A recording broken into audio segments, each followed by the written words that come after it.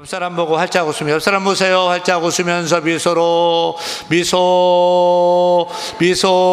인사합니다. 사랑하는 성도님, 한 해 동안 수고 많으셨습니다. 참 잘하셨습니다. 정말 고맙습니다. 내년에도 함께 섬기며 행복한 교회를 만들어 갑시다. 또 특별히 이 시간에 우리 초등부 친구들이 또 중등부 청년들 참여했는데요, 손을 이렇게 열고서 축복합니다. 너희가 있어서 우리 교회가 더 밝고 희망이 있어 감사하다. 사랑한다. 축복한다. 잘 되거라. 아멘. 오늘 설교 제목 따라합니다. 섬김이 기쁨입니다. 섬김이 기쁨입니다. 어느 목사님에게 초등학교 1학년짜리 막내 아들이 있었습니다. 어느 날 이 막내 아들이 학교에서 돌아오는데 엉엉 울고 옵니다. 사연인 즉슨 그날 학교에서 반장 선거에 출마했는데 떨어진 것입니다. 그래서 부반장 선거에 또 출마했는데 거기서도 떨어진 것입니다. 두 번이나 떨어졌으니 어린 마음이 얼마나 서러웠겠어. 엉엉 웁니다. 형들이 우는 동생을 달래면서 이렇게 말해요. 야, 너 진짜 반장 그렇게 하고 싶어? 그러면 지금부터라도 친구들 열심히 도와주고 봉사해. 그러면 언젠가 반장 될 수 있을 거야. 그리고 2년이 지나서 그 막내가 초등학교 3학년이 되었습니다. 다시 반장 선거에 나왔는데 무려 16명이 출마했는데 거기서 당당히 반장이 되었습니다. 아버지 목사님이 물었어요. 아들, 어떻게 친구들 다 나왔는데 네가 반장된 거야? 그러자 아들이 대답합니다. 아빠, 내가 연설을 잘해서 그래요. 연설을 어떻게 했길래 제가 이렇게 연설했죠. 사랑하는 여러분, 저를 뽑아주세요. 저를 반장으로 뽑아주신다면 제가 여러분을 위해 걸레가 되겠습니다. 그랬더니 아이들이 몰표를 줬다는 거죠. 이 아들의 말에 목사님의 마음에 감동이 있었어요. 그래서 아들을 무릎에 앉혀놓고 머리에 손 얹고 기도합니다. 하나님 아버지, 이 아들이 친구를 위해서 어려운 일, 힘든 일 다 닦아주는 그런 아들이 되게 하여 주옵소서. 커서도 평생토록 예수님의 수건 같은 사람으로 사용하여 주옵소서. 기도했습니다. 예수님께서 마태복음 20장 26절 이하에서 이렇게 말씀하십니다. 같이 읽습니다. 너희 중에 누구든지 크고자 하는 자는 너희를 섬기는 자가 되고, 너희 중에 누구든지 으뜸이 되고자 하는 자는 너희의 종이 되어야 하리라. 인자가 온 것은 섬김을 받으려 함이 아니라 도리어 섬기려 하고 자기 목숨을 많은 사람의 대속물로 주려 함이니라. 아멘. 우리 주님의 삶과 사역을 한마디로 요약을 한다면 뭐라고 요약할 수 있을까요? 한마디로 요약한다면 바로 섬김의 삶으로 요약할 수 있을 것입니다. 생각해 보세요. 예수님의 탄생에서부터 십자가의 죽음과 부활까지 예수님의 모든 걸음걸음, 모든 말씀, 모든 그 사역, 이적 중심에는 섬김이 자리 잡고 있었습니다. 하늘 보자 버리고 이 땅에 오신 것도 섬김이었고, 가난하고 소외된 자들과 함께 하신 것도 섬김이었습니다. 병든 자를 고치고 눈먼 자를 보게 하고 귀 먹은 자를 귀 들리게 하고, 그 모든 기적은 사랑의 섬김이었습니다. 제자들의 발을 씻기신 것도 섬김이었고, 십자가 위에서 마지막 피 한 방울까지 다 흘린 것, 주님의 절대적인 섬김이었습니다. 그렇다면 여러분, 예수님을 믿고 따르는 우리의 삶은 무엇으로 요약되어야 맞겠습니까? 우리의 삶 또한 이렇게 요약되어야 됩니다. 섬김의 삶으로 요약되어야 할 줄로 믿습니다. 예수님이 섬김의 사역을 억지로 마지못해 했을까요? 아니면 자원함으로 기쁨으로 했을까요? 생각해 보세요. 모든 섬김들을, 죄인을 품으시고 병자를 고치시고 제자들의 발을 씻기시고 십자가에서 생명을 내어놓기까지, 그 모든 섬김 억지로 마지못해 했을까요? 아니면 기쁨으로, 자원함으로, 사랑함으로 했을까요? 성경 보실래요? 크게 읽겠습니다. 믿음의 주요 온전하게 하신 이인 예수를 바라보자. 그는 그 앞에 있는 무엇을 위하여? 기쁨을 위하여 십자가를 참으사 부끄러움을 개의치 아니하시더니 하나님 보좌에 앉으셨느니라. 사랑하는 여러분, 예수님의 섬김은 억지가 아니라 기쁨이었습니다. 부담이 아니라 사랑이었습니다. 의무가 아니라 사명이었습니다. 예수님을 섬기기 위해서 오셨습니다. 왜냐하면 섬김이 예수님의 기쁨이었기 때문입니다. 인자가 온 것은 섬김을 받으려 함이 아니라 도리어 섬기려 하고, 우리식으로 표현하면 이렇습니다. 나는 억지로 떠밀려 온 것이 결코 아니다. 나는 섬기는 것이 즐겁고, 섬기는 것이 기쁘고, 섬기는 것이 나의 삶이고, 섬김이 나의 길이기 때문에 너에게 왔노라. 아멘. 그렇다면 예수님을 믿고 따르는 제자들은 우리의 섬김은 어떠해야 되겠습니까? 예수님이 기쁨으로 섬겼다면 우리가 마지못해 억지로 섬겨서 되겠습니까? 우리도 예수님처럼 기쁨으로 섬겨야 할 줄로 믿습니다. 누가 시켜서가 아니라, 분위기 떠밀려서가 아니라, 억지로가 아니라 예수님처럼 마음에서 우러나오는 섬김이 있어야 할 것입니다. 자원하는 섬김, 예수님 닮고 싶어 막 흘러나오는 그런 섬김이 있어야 할 것입니다. 십자가의 은혜에 감격해서, 구원의 은혜에 감격해서 나 같은 것이라도 내가 섬길 수 있다는 것이 정말 감사한 그 섬김이 진짜 섬김인 줄로 믿습니다. 우리 모두가 예수님처럼 섬김이 감사하고 섬김이 기쁨이 되는 진짜 섬김의 주인공 다 되기를 간절히 축원합니다. 그렇게 우리도 예수님처럼 섬김이 기쁨되는 삶을 살기 위해서는 우리가 섬김의 방향을 바로 설정해야 됩니다. 섬김의 방향. 첫째, 섬김이 기쁨되기 위해서는 따라합니다. 자리보다 섬김을 택하라.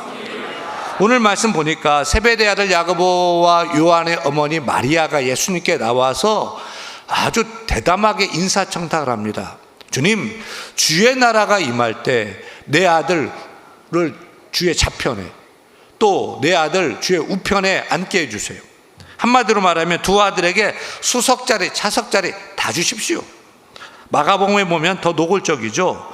아예 어머니가 안 나오고 이 야고보와 요한이 직접 예수님께 말합니다. 선생님, 같이 읽습니다. 선생님이여, 무엇이든지 우리가 구하는 바를 우리에게 하여 주시기를 원하옵나이다. 우리를 하나는 주의 우편에, 하나는 좌편에 앉게 하여 주옵소서. 여기서 우리는 제자들의 관심사가 무엇인지 너무 명확하게 알 수 있어요. 그들의 관심은 주를 위해 무엇을 할 것인가가 아니었습니다. 내가 어떤 자리에 올라갈 것인가 였던 것입니다. 오늘식으로 말하면 이렇죠. 장로 자리, 위원장 자리, 부장 자리, 회장 자리, 보이는 자리, 박수 받는 자리, 영향력 있는 자리 말입니다. 한마디로 자리신앙.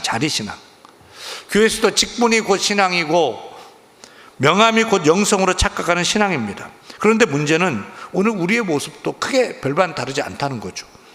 우리 안에도 야고보와 요한의 그림자가 새겨져 있어요.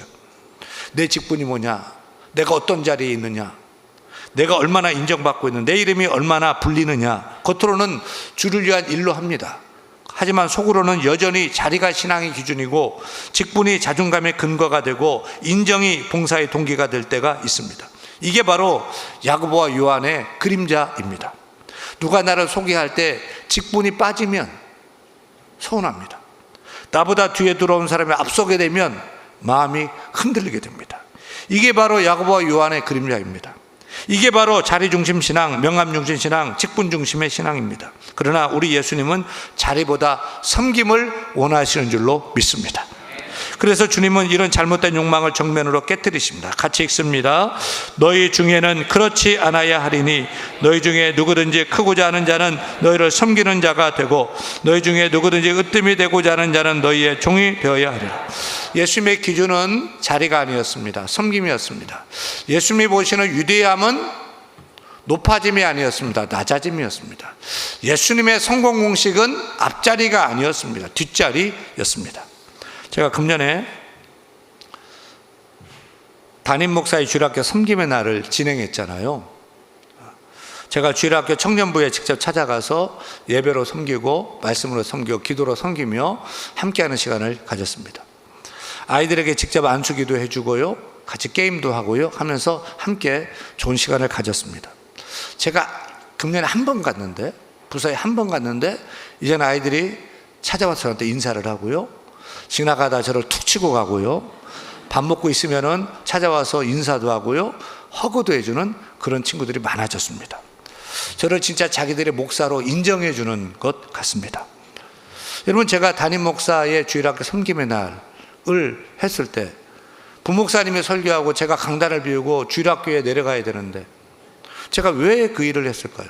다른 거 아니에요.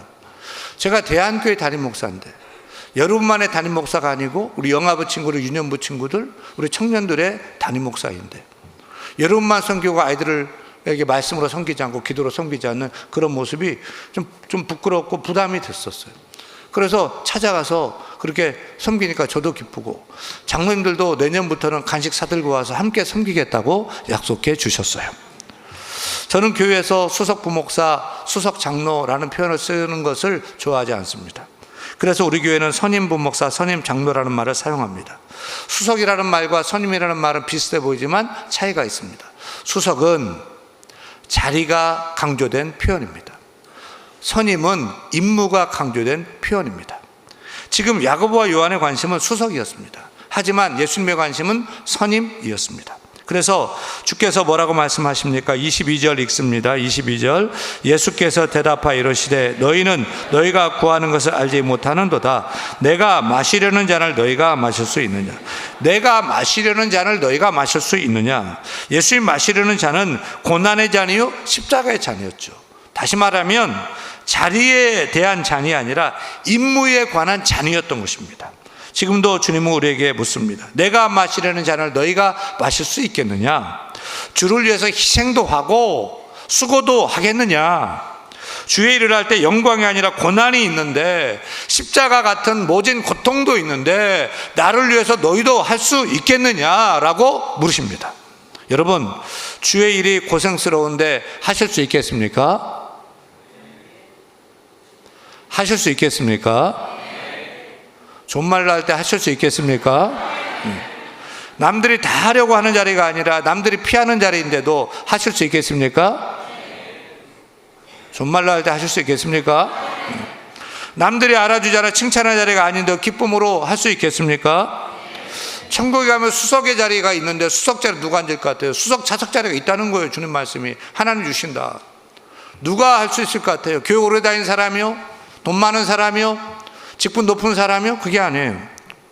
천국의 수석의 자리는 예수님처럼 섬기는 자의 자리인 줄로 믿습니다. 예수님처럼 스스로 종되기를 자처하고 기쁘게 섬기는 자의 것인 줄로 믿습니다. 예수님은 제자들에게 자리가 아니라 섬김을 보여주셨습니다.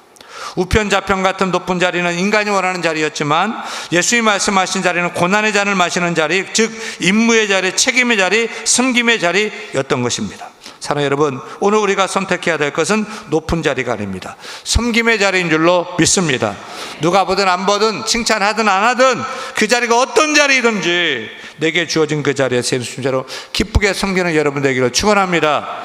섬김은 의무가 아니라 은혜가 되고 부담이 아니라 기쁨이 되는 놀라운 축복의 길을 간절히 축원합니다. 둘째, 섬김이 기쁨 되기 위해서 두 번째는 따라합니다. 재능보다 순종을 택하라. 한 번 더 따라합니다. 섬김은 재능보다 순종이다.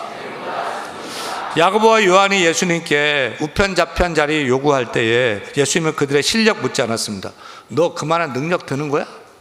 네가 그렇게 똑똑하다고 생각하는 거야? 네가 자격이 있어? 이런 질문하지 않았습니다. 예수님 물으신 것은 딱 하나죠. 22절에 보니까 내가 마시려는 잔을 너희가 마실 수 있느냐? 예수님 말씀하신 그 잔은 무슨 잔입니까? 바로 순종의 잔이잖아요. 희생의 잔, 십자가의 잔, 고난의 잔은 순종의 잔이지 않습니까? 즉 주님은 이렇게 말씀하신 거예요. 너 높은 자리 원해? 좋아. 그렇다면 먼저 네가 순종의 잔을 마셔야 돼. 똑똑히 알아. 자리가 결코 너를 세우는 것이 아니야. 순종이 너를 세우는 거야. 재능이 너를 쓰는 것이 아니야. 순종하는 사람을 하나님이 쓰셔. 여러분, 예수님 모시는 기준은 언제나 능력이 아닙니다. 순종입니다. 순종입니다. 따라 하나님 나라에 쓰임받는 기준은 언제나 얼마나 잘하느냐, 얼마나 능력 있느냐가 결코 아닙니다. 주님이 말씀하실 때 예! 라고 순종하느냐에 달려있는 것입니다. 저는 성경을 읽으면서 하나 궁금한 게 있어요. 이 많은 성경 구절 중에서 하나님은 어떤 말씀을 가장 좋아할까? 우리 예수님은 어떤 말씀을 가장 좋아할까? 어떤 구절을 하나님 좋아하실 것 같아요? 여러분이 좋아하는 성경 구절이 다 있는데 하나님은 우리 예수님은 어떤 성경 구절을 좋아할까 생각해 보셨어요? 그리고 뭔 말씀을 좋아할까라고 한번 답을 한번 해보세요. 제가 볼 때 하나님이 가장 좋아하는 말씀은 이 말씀일 것 같아요. 이사야 6장 8절 이사야 고백이죠. 주여 내가 여기 있나이다 나를 보내소서. 따라합니다. 주여 내가 여기 있나이다 나를 보내소서. 왜 이 말씀이 하나님을 가장 기쁘게 할까요? 간단하죠. 그 이유가 이 한마디가 순종의 본질 되기 때문입니다. 성경의 위대한 인물들을 보면 다 공통점이 있어요. 그들은 뛰어나서 쓰임받은 것 아닙니다. 한 사람도 그런 사람 없어요. 오히려 대부분 다 부족했습니다. 모세는 말을 더듬는 말을 못하는 사람이었습니다. 다윗은 그 집안에서도 인정받지 못한 막내였습니다. 에레미야는 너무 어렸습니다. 베드로는 배운 것이 없었습니다. 디모데는 믿음은 좋았지만 너무 소심했습니다. 그런데 하나님은 왜 그들을 쓰셨을까요? 그들 재능 때문이 결코 아니었습니다. 그들의 순종 때문이었습니다. 주여 제가 여기 있습니다. 저는 부족한데, 저는 연약한, 저는 능력이 없는데 주님 원하시면 제가 순종하겠습니다. 주여 제가 저를 사용하여 주옵소서. 이 고백 하나 때문에 그들이 위대한 하나님의 사람으로 서게 된 줄로 믿습니다. 여러분 기억하세요. 섬김의 기쁨은 재능에서, 능력에서 나오는 것이 결코 아닙니다. 섬김의 기쁨은 순종에서 나오는 줄 믿습니다. 능력이 없어도 부족해도 주님 내가 여기 있습니다 나를 써주옵소서. 이 한마디, 이 순종의 한마디가 우리에게 필요한 줄로 믿습니다. 이 순종의 한마디면 충분한 줄로 믿습니다. 그러면 감당할 힘을 주셔요. 감당할 능력도 주시고요, 지혜도 주십니다. 그리고 우리 마음 가운데 말할 수 없는 기쁨을 부어주실 줄로 믿습니다. 따라합니다. 섬김은 능력으로 시작되는 것이 아니라 순종으로 시작되고, 순종으로 시작된 섬김 위에 하나님이 능력을 주시고 지혜도 주시고 기쁨을 주신다. 믿으시면 아멘. 섬김이 기쁨이 되기 위한 세 번째 메시지는 따라합니다. 셋째, 다음이 아니라 오늘 1인 1사역을 시작하라. 여러분 신앙은 다음에 하는 것이 결코 아니죠. 순종은 나중에가 아닙니다. 섬김도 언젠가가 아닙니다. 오늘 여기서 지금 해야 됩니다. 아멘. 아멘. 본문 보면 제자들이 말하죠. 주의 나라가 오면, 언젠가 나중에 주의 나라가 오면 좌편에 우편에 앉게 해주세요. 언젠가 나중에를 얘기하고 있습니다. 그러나 예수님은 제자들의 그 나중 신앙을 단호히 끊으십니다. 왜냐하면 다음에, 나중에는 사탄이 가장 좋아하는 말이기 때문입니다. 다음에 할게요 라는 말은 하나님께 드릴 순종을 훔쳐가는 말이기 때문입니다. 그래서 26절에서 주님이 이렇게 말씀하시죠. 너희 중에는 그렇지 않아야 하리니, 너희 중에는 그렇지 않아야 하리니, 즉 미루지 말고 지금 이 자리에서 섬기라는 말씀입니다. 기회는 찾아오는 것이 아니라 내게 있는 그 자리가 곧 기회라는 말씀입니다. 나중에 하겠습니다라는 말은 결국 평생 안 하겠다는 그런 소리입니다. 목사님 다음에요, 조금 여유가 생기면요, 애들이 좀 크면요, 직장이 안정되면요, 사업이 좀 정리되면요, 교회 30년 다니면서 다음에 하겠다고 하고서 30년째 다음에 하겠다고 하는 사람 많이 봤습니다. 예수님은 단 한 번도 나중에 나를 따르라고 말씀한 적이 없습니다. 항상 말씀하셨죠. 지금 나를 따르라. 지금 십자가를 지라. 왜입니까? 순종은 오늘이 기회이기 때문입니다. 순종할 때 오늘 축복받기 때문입니다. 지금이 하나님 부르시는 섬김의 시간이기 때문인 줄로 믿습니다. 우리 대한교회 굳게 세워져야 할 표지가 있습니다. 그 표지는 다음이 아니라 오늘이고, 그 표지는 1인 1사역입니다. 1인 1사역은 윤목사의 목회 철학이 아닙니다. 먼저 하늘 가신 원로 목사님의 목회 철학입니다. 앞서 계셨던 성도님들 기억하실 거예요. 목사님은 한 사람의 두 사역 못하게 했습니다.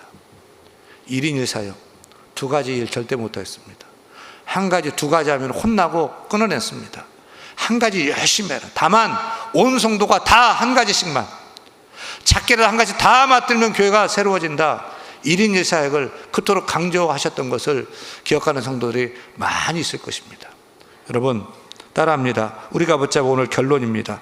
다음이 아니라 오늘, 언젠가가 아니라 지금, 누군가가 아니라 내가 1인 1사역을 하겠습니다. 저는 오늘 사역박람회가 자리를 고르는 시간, 사역을 살펴보는 시간도 되면 좋겠지만 섬김의 문을 여는 은혜의 시간, 축복의 시간 되기를 소원합니다. 그래서 여러분 오늘 1인 1사역 다 시작할 수 있기를 소원합니다. 여러분의 작은 섬김 하나가 여러분 인생의 가치가 되고 기쁨이 될 것이고 교회를 세우고 하나님 나라를 세울 줄로 믿습니다.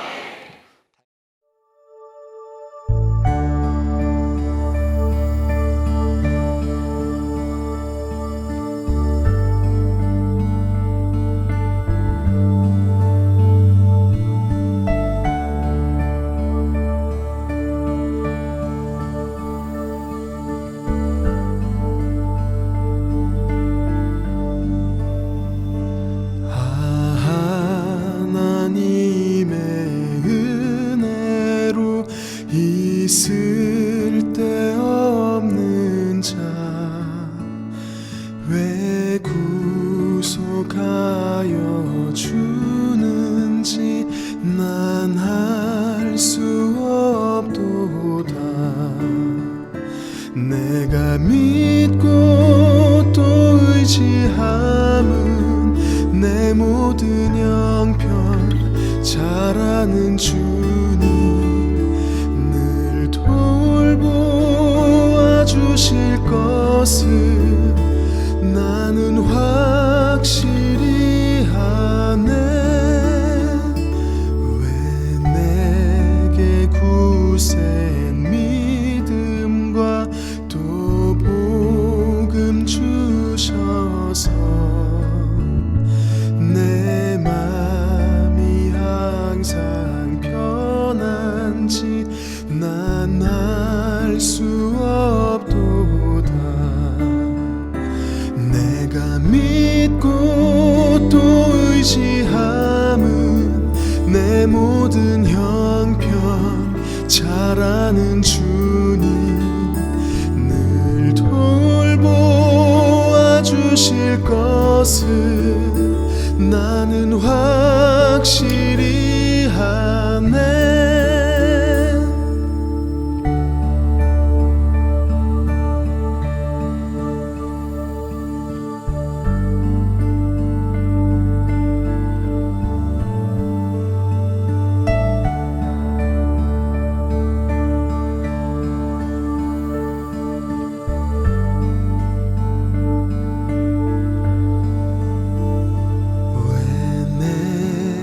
성령 주셔서 내 마음을 감동해 주 예수 믿게 하는지 난 알 수 없도다. 내가 믿고 또 의지함은 내 모든 형편 잘 아는 주님 늘 돌보아 주실 것을 나는 확실히 아네. 내가 믿고 또 의지함을 내 모든 형편 잘 아는 주님 늘 돌보아 주실 것을 나는 확실히